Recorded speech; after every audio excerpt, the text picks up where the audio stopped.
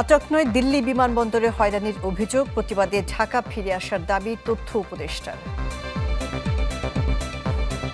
এই রাষ্ট্রের একটা পদে আছি, সেই পদের প্রতি যে সৌজন্য সেটা ল্যাক করেছে বলে আমার মনে হয়েছে, সেই কারণে আমি এই সিদ্ধান্তটা নিয়েছি। প্রধানমন্ত্রীর চীন সফরের আগে অনুমোদন পেল চীনা অর্থনৈতিক প্রকল্প অঞ্চল, খরচ 4,000 কোটি টাকার বেশি।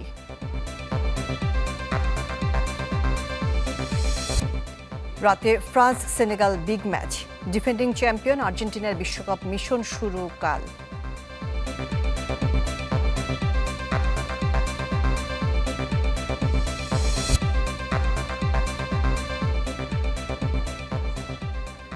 আমন্ত্রণ চ্যানেল 24 বিকাল 4টার খবরে শুনছিলেন সিলন ফ্যামিলি ব্লেন্ডের শিরোনামগুলো। আপনাদের সাথে থাকছি আমি শাহনাজ শাহরিয়ার। দিল্লি বিমানবন্দরে হয়রানির অভিযোগ তুললেন প্রধানমন্ত্রীর তথ্য উপদেষ্টা ডাক্তার জাহিদুর রহমান। সচিবালয়ের সংবাদ সম্মেলনে জানিয়েছেন, ইমিগ্রেশন কর্মকর্তাদের আচরণের তাৎক্ষণিক প্রতিবাদ হিসেবে ফিরে আসেন ঢাকায়। দাবি করেন তাকে আটক রাখার তথ্য সঠিক নয়। বলেন, বাংলাদেশ বিকিয়ে প্রতিবেশীর সাথে সম্পর্ক নয়। কি হয়েছিল দিল্লিতে রাগঢাক বাদ দিয়েই নিজের মুখে সবটা বললেন প্রধানমন্ত্রীর তথ্য উপদেষ্টা। এই রাষ্ট্রের একটা পদে আছি, সেই পদের প্রতি যে সৌজন্য সেটা ল্যাক করেছে বলে আমার মনে হয়েছে। শুরুতে জানান, বর্তমান সরকার জনগণের ভোটে নির্বাচিত, বার্তাটা প্রতিবেশীকে দেয়া ছিল জরুরি।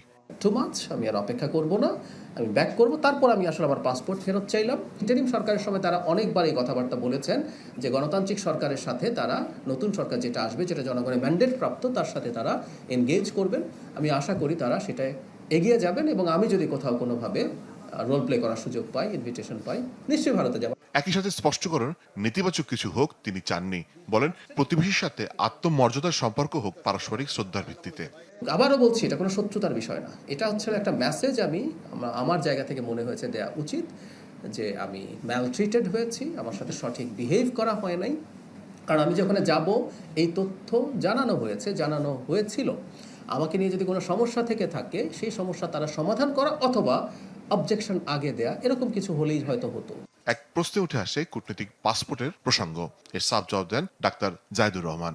কূটনৈতিক পাসপোর্ট কোনো কারণ না, কারণ আমার পাসপোর্টে সার্ক স্টিকার দেয়া হয়েছে। তার মানে কূটনৈতিক পাসপোর্ট যেভাবে কাজ করে সেভাবেই এফেক্টিভ হওয়ার কথা। So it's not at all a reason. কেউ বলছেন এই কূটনৈতিক, মানে আমি যদি কোনোদিনও কূটনৈতিক পাসপোর্ট নাও নেই, আমার কি বিদেশ ভ্রমণ বন্ধ হবে?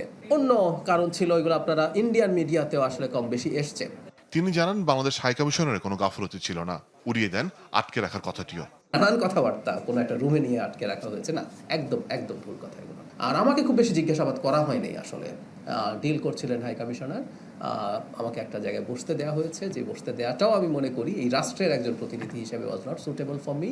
আমাদের হাই কমিশনার প্রথম থেকে আমার সাথে ওখানে ছিলেন, এটা সবচেয়ে জরুরি কথা। আমাদের হাই কমিশনার সম্পর্কেও অনেক কথাবার্তা বলা হয় যে তার দুর্বলতা, গাফিলতি কিছু ছিল কিনা। আমি এখানে স্পষ্টভাবে বলছি, আমি ওখানে ল্যান্ড করার পর থেকে শেষে আমি ইন্ডিয়ান টাইম রাত 12:30টায় একটা ফ্লাইটে কলম্বো হয়ে ঢাকায় ফিরেছি, কারণ আমি চাইনি ভারতের ইমিগ্রেশন ক্রস করব।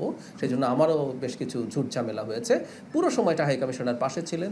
এখন বাকি সংকট সমাধানের জন্য পররাষ্ট্র মন্ত্রণালয় এগিয়ে আসবে বলেও আশা প্রকাশ করেন তথ্য ও সম্প্রচার উপদেষ্টা। যেহেতু দুদেশের ইস্যুতে পরিণত হয়েছে, এখানে একটা কূটনৈতিক পারস্পরিক যে যোগাযোগ আছে সেটা স্থাপিত হয়েছে, সেটা তাদেরকে ডিল করতে দেয়। মোর্শেদ হাসিব, চ্যানেল 24, ঢাকা। 7,003 কোটি 36 লাখ টাকা ব্যয়ে 5টি প্রকল্প অনুমোদন করেছে জাতীয় অর্থনৈতিক পরিষদের নির্বাহী কমিটি একনেক। এর মধ্যে সরকারের নিজস্ব অর্থায়ন 4,536 কোটি 10 লাখ টাকা এবং প্রকল্প ঋণ 2,467 কোটি 26 লাখ টাকা। অনুমোদন পেয়েছেন চীনা অর্থনৈতিক এবং শিল্পাঞ্চলের জন্য সহায়ক অবকাঠামো নির্মাণ প্রকল্প। এজন্য খরচ ধরা হয়েছে 4,189 কোটি টাকা। প্রধানমন্ত্রী এবং একনেক চেয়ারপারসন তারেক রহমানের সভাপতিত্বে সচিবালয়ে একনেক সভায় এই অনুমোদন দেয়া হয়।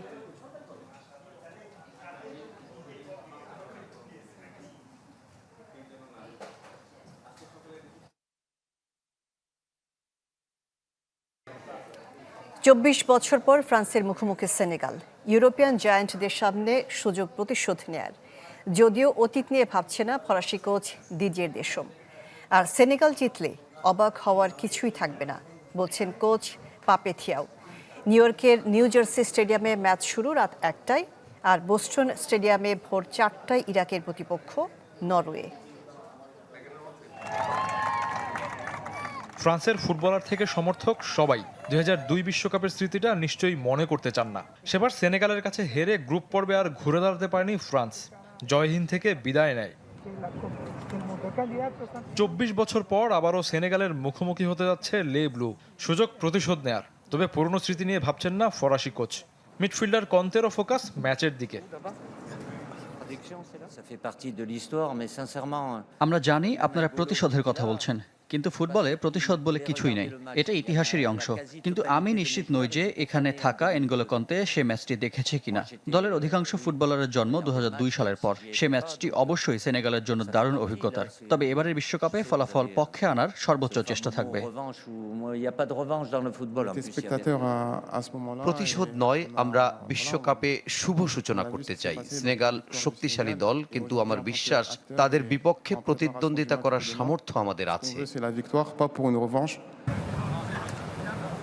2 যুগ আগে ফ্রান্সকে যেদিন সেনেগাল হারিয়েছিল সেদিন সাইডলাইনে ছিলেন পাপে থিয়াও। এবারও একই জায়গায় থাকবেন, তবে সেটা ভিন্ন পরিচয়ে কোচ হিসেবে। ফুটবলার ছাপিয়ে ট্যাকটিশিয়ান পরিচয়ে সেনেগালের জয় দেখতে চান থিয়াও। জানিয়ে রাখলেন তার দল জয় পেলে অবাক হওয়ার কিছু নেই। 2002 সালে আমি বেঞ্চে ছিলাম, এবারও থাকব। এটা আমার জন্য বিশেষ কিছু।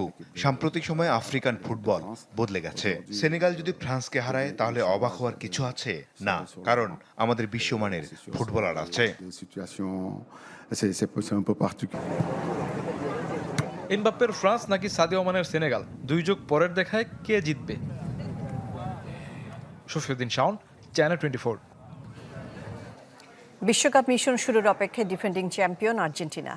আগের আসরের প্রথম ম্যাচ হেরেও বিশ্বকাপ জেতা লিওনেল স্কালোনি আলজেরিয়ার ম্যাচে সবকিছু বলতে নারাজ।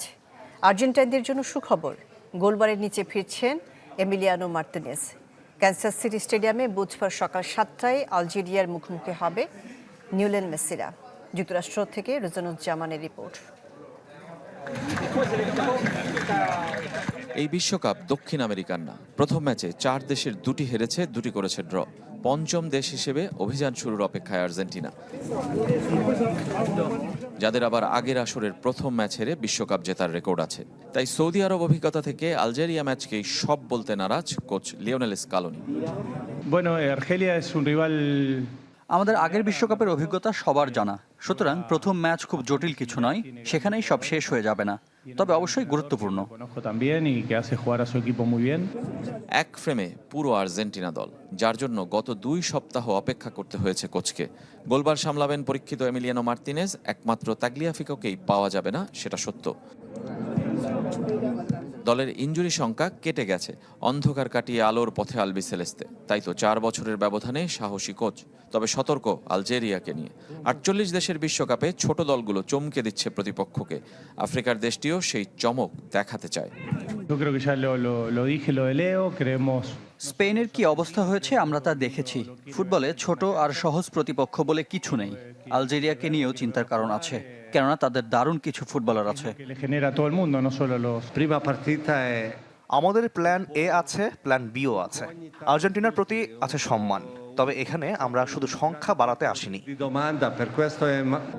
সংখ্যাটা লিওনেল মেসির জন্য। 200তম ম্যাচ খেলার ল্যান্ডমার্কের সামনে দাঁড়িয়ে সুপারস্টার, অনুশীলনে অবশ্য নির্ভর। টানা দ্বিতীয় বিশ্বকাপ জয়ের মিশনে এবারও দলের অধিনায়ক তিনি। এর আগে ইতালি আর ব্রাজিলেরই আছে কেবল টানা 2বার বিশ্ব জয়ের অভিজ্ঞতা। রিয়াদ মাহরেজ আলজেরিয়ার সবচেয়ে বড় তারকা। প্রস্তুতি ম্যাচে নেদারল্যান্ডসকে হারিয়েছে তারা।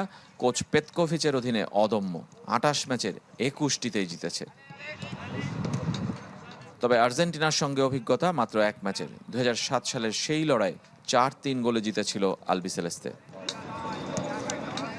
রেজওয়ানুজ্জামান, চ্যানেল 24, ক্যানসাস, যুক্তরাষ্ট্র।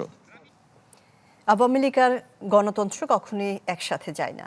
জাতীয় প্রেস ক্লাবে এক আলোচনায় এই মন্তব্য করেছেন স্থানীয় সরকার মন্ত্রী মির্জা ফখরুল ইসলাম আলমগীর। অভিযোগ করেন, বিভিন্নভাবে মাথাচাড়া দিয়ে আইনশৃঙ্খলা বিনষ্ট করছে কিছু গোষ্ঠী, অপপ্রচার চালাচ্ছে সামাজিক যোগাযোগ মাধ্যমে। আওয়ামী লীগ আর গণতন্ত্র এটা কখনোই একসাথে যায় না, আগেও যায়নি, অর্থাৎ আওয়ামী লীগের জন্মের পরেও যায়নি, এবং এই বিগত ফ্যাসিস্ট ফ্যাসিবাদের সময় তো যাইনি। যেই গণমাধ্যম শিল্প প্রতিষ্ঠান হিসেবে দাবি করবে তাকে অবশ্যই বাংলাদেশ সরকারের অথবা দেশের প্রচলিত আইন অনুযায়ী এই শিল্প প্রতিষ্ঠান পরিচালনা করতে হবে। লালমনিরহাটে শিশু হত্যা, অভিযুক্তের বাড়িতে ভাঙচুর, এ নিয়ে জানাতে লালমনিরহাট থেকে যুক্ত হচ্ছেন মাহফুজ বকুল। মাহফুজ বকুল, কেন, কি কারণে শিশুটিকে হত্যা করা হয়েছে, ঘটনাটি সম্পর্কে বিস্তারিত জানতে চাই। শাহনাজ, যতটুকু আমরা তথ্য পাচ্ছি, গতকাল বিকেল থেকে শিশুটি কিন্তু নিখোঁজ ছিল। বিকেল থেকে শিশুর বয়স 7 বছর, ব্রাক স্কুলের প্রথম শ্রেণীতে পড়তো। পাশের বাড়ির পারিবারিক একটি ঝামেলা ছিল দীর্ঘদিন ধরে, ছোটখাটো ঝামেলা, সেটাও মিটমাট হয়েছে আমরা যতটুকু জানতে পেরেছি। তার প্রেক্ষিতে অভিযুক্ত যে বিধান চন্দ্র, তাকে কিন্তু আটক করতে যায় পুলিশ, এবং আজকে কিন্তু সকালবেলা বাড়ির পাশে ভুট্টা ক্ষেত থেকে বস্তাবন্দি লাশ উদ্ধার করা হয়। এবং পুলিশ যখন তাকে আটক করে নিয়ে আসতে ধরে, তখনই কিন্তু একটা জনবিস্ফোরণ ঘটে। উত্তেজিত জনতা কিন্তু পুলিশের উপর আক্রমণ করে বসে। পরবর্তীতে খবর পেয়ে বিজিবি, পুলিশের যে ঊর্ধ্বতন কর্মকর্তা, পুলিশ সুপার, জেলা প্রশাসক সহ যারা আইনজীবী থেকে শুরু করে যারা নেতৃস্থানীয় ব্যক্তি রয়েছেন তাদেরকে সাথে নিয়ে সেখানে যায়। তারপরেও কিন্তু উত্তেজিত জনতাকে তারা প্রশমিত করতে পারেনি। সব মিলিয়ে উত্তেজিত জনতা অভিযুক্ত যে বিধান চন্দ্র, তার বাড়িতে ভাঙচুর চালিয়েছে, আগুন ধরিয়ে দিয়ে পুরো ছাই করে দিয়েছে। পাশাপাশি প্রশাসনের সাথে কিন্তু তাদের একটি উত্তেজনা তৈরি হয়, ধাওয়া পাল্টা তৈরি হয়। আমরা যতটুকু তথ্য পেয়েছি, প্রশাসন সেখানে সর্বশেষ টিয়ারশেল নিক্ষেপ করেছে, তবে পুলিশের পক্ষ থেকে সেটি এখনো নিশ্চিত করে জানা যায়নি। প্রশাসন বলছে যে এই ঘটনায় কিন্তু তারা মামলা নিয়েছে এবং অভিযুক্তকে অবশেষে বিভিন্নভাবে উত্তেজিত জনতাকে প্রশমিত করে অভিযুক্তকে থানায় নিয়ে এসেছে, এবং আদিতমারি থানার ওসি তাকে কিন্তু ক্লোজ করা হয়েছে দায়িত্ব অবহেলার অভিযোগে। সর্বশেষ পর্যন্ত প্রশাসন এটি বলছে, জেলা প্রশাসক বলছে যে এই বিষয়টি তদন্ত করা হচ্ছে এবং এ পর্যন্ত সেখানে পুলিশ, বিজিবি সহ আইন শৃঙ্খলা বাহিনী মোতায়েন করা হয়েছে। সব মিলিয়ে প্রশাসন বলছে যে এখন পরিস্থিতি শান্ত রয়েছে, নিয়ন্ত্রণে রয়েছে, জনগণকে প্রশমিত করার যে প্রচেষ্টা সেটি কিন্তু অব্যাহত রয়েছে। এবং এর সুযোগে কিন্তু জেলা প্রশাসকের গাড়ি, জেলা পুলিশ সুপারের গাড়িও কিন্তু উত্তেজিত জনতা ভাঙচুর করেছে, এরকম তথ্য পাওয়া গিয়েছে। সব মিলিয়ে ছিল আমার কাছে লালমনিরহাটের সবশেষ তথ্য। শাহনাজ। জি, মাহফুজ বকুল। লালমনিরহাটে শিশু হত্যা, অভিযুক্তের বাড়িতে ভাঙচুর চলছে, এ নিয়ে জানাচ্ছিলেন মাহফুজ বকুল, যুক্ত হয়েছিলেন লালমনিরহাট থেকে। জাতীয় সংসদের সীমান্তে পুশিন সংক্রান্ত নোটিশ নিয়ে গড়িমসি করা হচ্ছে, এমনকি বাদ দেয়া হচ্ছে কার্যসূচি থেকে। সংসদের এলটি হলে সাংবাদিকদের সঙ্গে মতবিনিময়ে এই অভিযোগ করেছেন জামায়াত আর্মি ডাক্তার শফিকুর রহমান। সীমান্তে পুশিন এই সমস্যা, আমার নোটিশদাতাকে ডেকে নিয়ে বলা হয়েছে যে এটা সেন্সিটিভ ইস্যু, আপনি একটু উদ্যোগ করেন। তিনি বলছেন আমি উদ্যোগ করবো না। সেন্সিটিভ ইস্যু বলেই তো আমি আলোচনা করতেছি, দেশের স্বার্থে, স্বাধীনতা, সার্বভৌমত্বের স্বার্থে। একবার নোটিশ দেওয়া হলো 14 তারিখ এটা আলোচনায় আসবে, নোটিশ আমরা পেয়ে গেলাম, তারপরে আবার এটা প্রত্যাহার করে এটা বাদ দিয়ে আবার ওই দিনের কার্যসূচি ঠিক করা হলো। চাঁপাইনবাবগঞ্জে রোকেনপুর সীমান্ত দিয়ে আবারও এক নারীকে পুশিনের চেষ্টা করেছে বিএসএফ, তবে বিজিবির বাধে সেই চেষ্টা ব্যর্থ হয়েছে। বিজিবি জানিয়েছে রাতে নৌকা করে এক নারীকে পুশিনের চেষ্টা চালায় বিএসএফ এর আরকে ওয়াদা ক্যাম্পের সদস্যরা। এ সময় বাধা দেয় বিজিবি টহল দল। এরপর থেকে শূন্য রেখায় অবস্থান করছেন ওই নারী। বিএসএফ এর পুশিন কার্যক্রম সহায়তার অভিযোগে 7 বাংলাদেশিকে আটক করে পুলিশে দিয়েছে বিজিবি।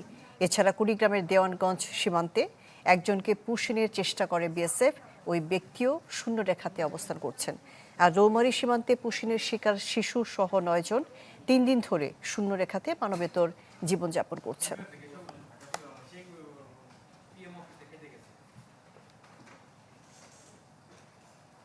ইরান যুক্তরাষ্ট্র যুদ্ধবন্ধের চুক্তিতে অনলাইনে সই করেছে সব পক্ষ। শুক্রবার সুইজারল্যান্ডের জেনেভাতে আনুষ্ঠানিকভাবে স্বাক্ষরের পর চুক্তির বিস্তারিত প্রকাশ করা হবে। সোমবার ফ্রান্সের প্রেসিডেন্ট ইমানুয়েল ম্যাক্রোর সাথে বৈঠকের সময় এমন দাবি করেন মার্কিন প্রেসিডেন্ট ডোনাল্ড ট্রাম্প। আরও জানিয়েছেন শুক্রবার নাগাদ পুরোপুরি খুলে দেওয়া হবে হরমুজ প্রণালী।